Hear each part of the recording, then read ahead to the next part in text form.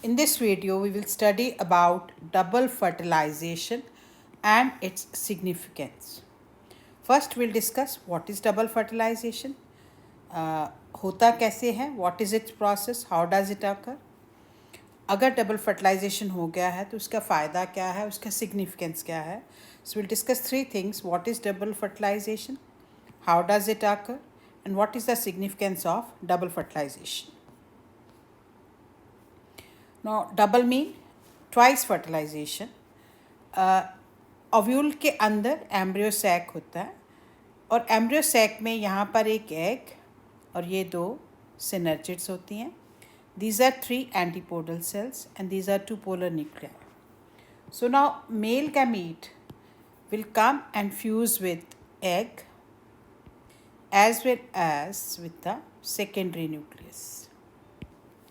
Now this double fusion, that is fusion of one of the male gamete with egg and second with the secondary nucleus, is called as double fertilization.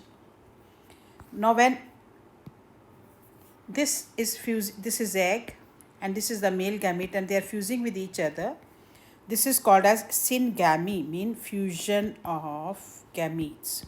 One is male gamete and second is the female gamete. Now this occurs in the embryo sac, as we have discussed. This embryo sac is present in the ovule. So double fertilization जब होता है, that will occur only in the angiospermic flower, and that too bisexual flower. Bisexual flower which has two sexes, male and female.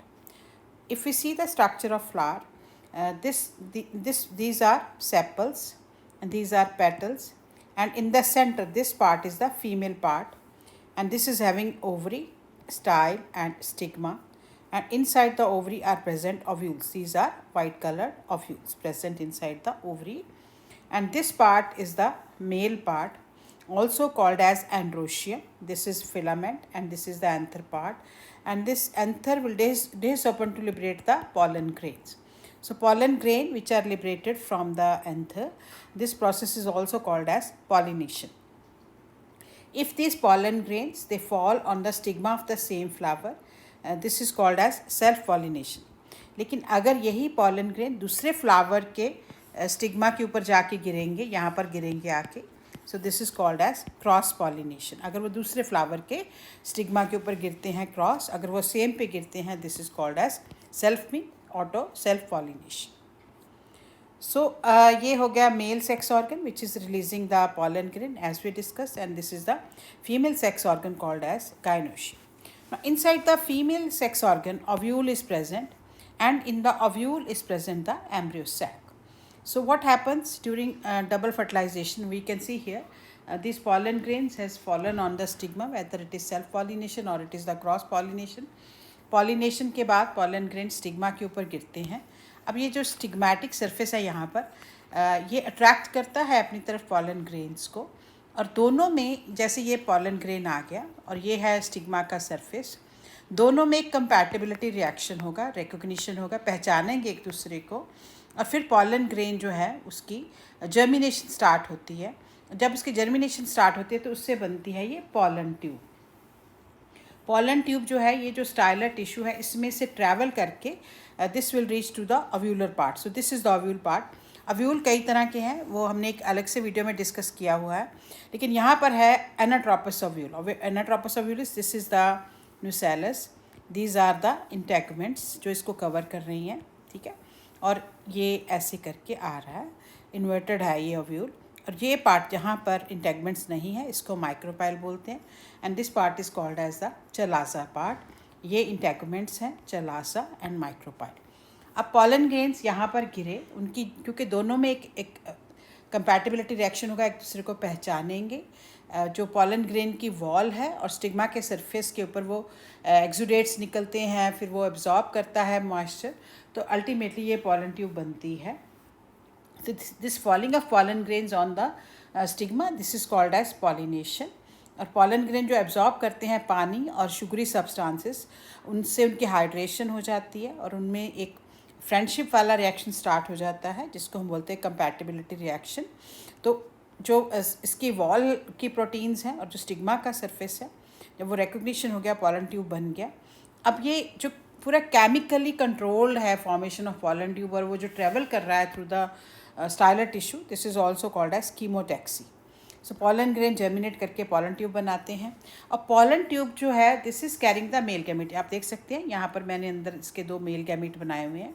तो ये जो carrying है, मतलब कोई चीज़ इसको कैरी कर रही है मेल गैमीट को टूवर्ड द एम्ब्रियो सैक। तो कैरिंग मतलब पॉलन ट्यूब के अंदर जो मेल गैमीट पड़े हैं उनको वो कैरी करके लेके जा रही है टूवर्ड द फीमेल गैमीट।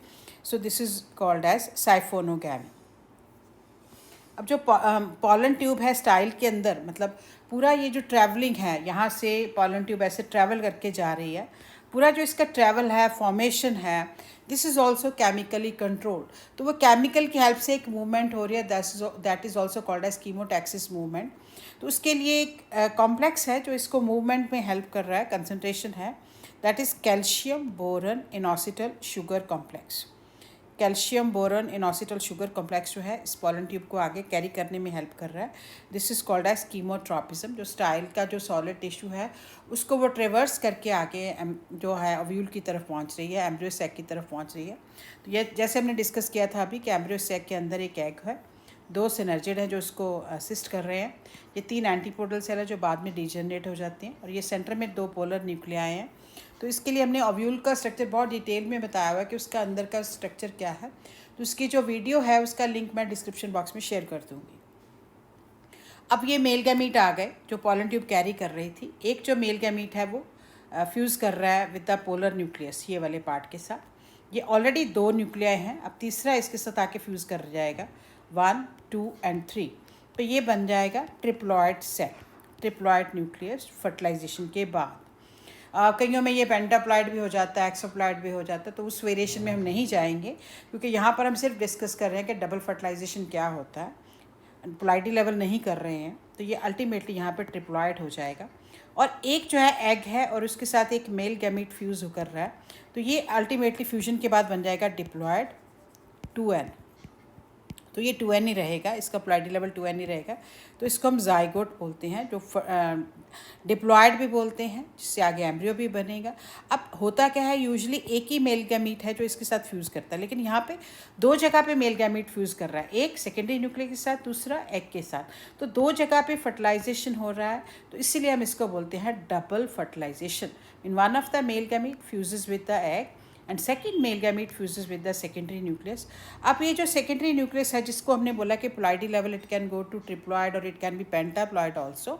अब ये जो न्यूक्लियस है, ये जो बना है, इससे बनता है एंडोस्पर्म, और इससे बनेगा जाइगोट से क्या बनेगा, एम्ब्रियो। ये एम्ब्रियो बनाने में हेल्प करता है, जो बाद में सीड में भी प्रेजेंट होता है, जो उसकी जर्मिनेशन में हेल्प करता है। तो अगर हम देखें कि ये जो पॉलन ट्यूब है कहाँ से एंटर कर रही है ओव्यूल के अंदर, अगर तो वो माइक्रोपाइल के थ्रू एंटर कर रही है, यहाँ पे एंटर करके अंदर जा रही है, एंड उसकी आगे जाके ये जो पॉलन ट्यूब अंदर जाती है ना, तो यहाँ पे जाके ये टूट जाती है और ये 2 मोल गैमीट रिलीज़ हो जाते हैं, ठीक है। तो अगर ये यहाँ से मोरी से जा रही है, पोर से जा रही है, तो हम बोलते हैं porogamy. So entry of pollen tube into the ovule through micropyle, this is called as पोरोगैमी।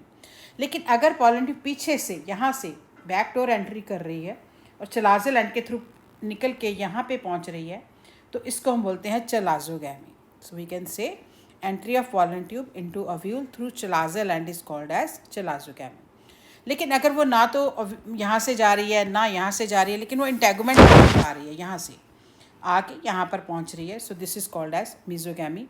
So we can say entry of pollen tube into ovule through integuments is called as mesogamy। तो ये तो हो गया कि pollen tube कैसे enter कर रही है और कैसे उसकी फर्टिलाइजेशन हो रही है। अब जैसे हमने डिस्कस किया था यहाँ पर अभी कि ये जो जाइगोट है ये डिप्लॉयड बन गया, बाद में इससे क्या बनेगा, एम्ब्रियो। अब ये जो पार्ट है, ये वाला जो पार्ट है, this will form endosperm. Endosperm basically क्या है, ये नरिशमेंट टिश्यू है, जो जैसे एम्ब्रियो बनेगा तो उसको खाना पीना चाहिए या उसको न्यूट्रिएंट्स चाहिए, तो वो कौन प्रोवाइड करेगा, एंडोस्पर्म प्रोवाइड करता है। तो इसमें आप देख सकते हैं कि डबल फर्टिलाइजेशन हो रहा है।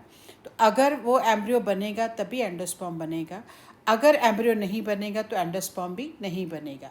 जैसे हमने लास्ट जो जिम्नोस्पर्म्स में देखा था कि एंडोस्पर्म पहले बन जाता है, लेकिन यहाँ पे एनर्जी वेस्ट नहीं होती है प्लांट की। सो अब इसका सिग्निफिकेंस क्या है, फ़ायदा क्या है डबल फर्टिलाइजेशन का इन एंजियोस्पर्म्स।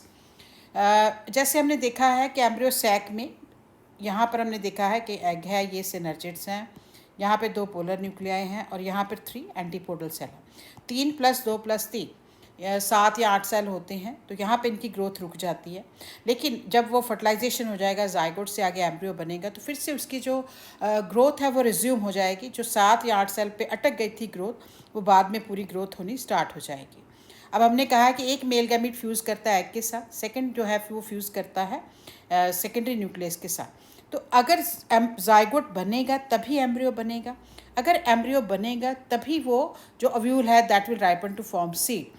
तो अगर हम चाहते हैं कि वायबल सीड बने, अगर एम्ब्रियो होगा तभी वो जर्मिनेट करके आगे पौधा बनाएगा। तो वायबल मीन जो सर्वाइव कर सके या वो जर्मिनेट कर सके, उसको वायबल सीड बोलते हैं। तो उसके लिए ये फर्टिलाइजेशन होना बहुत इंपॉर्टेंट है। अब जैसे हमने डिस्कस किया था कि सेकंड जो मेल गैमीट है वो फ्यूज़ करता है सेकेंडरी न्यूक्लियस के साथ, तो वो तभी होगा जब एम्ब्रियो बना है या जाइगोट बना है। अगर पहला फर्टिलाइजेशन नहीं हुआ तो दूसरा भी नहीं होगा।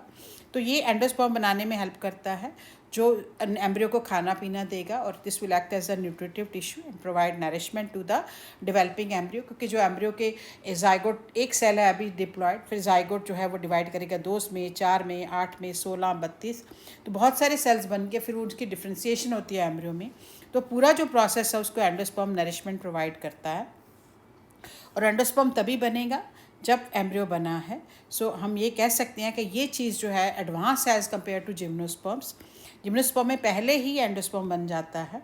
और दूसरा, जैसे हमने देखा है कि अब एग के साथ जब फर्टिलाइजेशन होता है तो जाइगोट बनता है, तो ये जिम्नोस्पर्म में भी है, एंजियोस्पर्म में भी है। लेकिन जब सेकेंड मेल गैमीट है जो एंडोस्पर्म न्यूक्लियस के साथ फ्यूज़ हो रहा है, तो उसको भी कुछ मेल कैरेक्टरिस्टिक्स दे रहा है। तो हम कह सकते हैं कि जो उसका स्पोरोफिटिक टिश्यू है, जैसे एंडोस्पर्म पार्ट है, उसमें भी कुछ मेल कैरेक्टरिस्टिक्स जा रहे हैं through the fusion of male gamete with the endosperm nucleus. तो अगर डबल फर्टिलाइजेशन नहीं होती तो सीड फॉर्मेशन नहीं होगा, अगर एम्ब्रियो नहीं बनेगा तो एंडोस्पर्म भी नहीं बनेगा। सो डबल फर्टिलाइजेशन बहुत इंपॉर्टेंट है एक प्रॉपर सीड बनने के लिए या वायबल सीड बनने के लिए। So this is what is double fertilization and its significance. अगर आपके फिर भी कोई क्वेश्चन है तो आप मुझे कमेंट बॉक्स में पूछ सकते हैं। अगर आपको मेरी वीडियो पसंद आई है, if you have liked my video, please like, share and subscribe. Thank you for watching.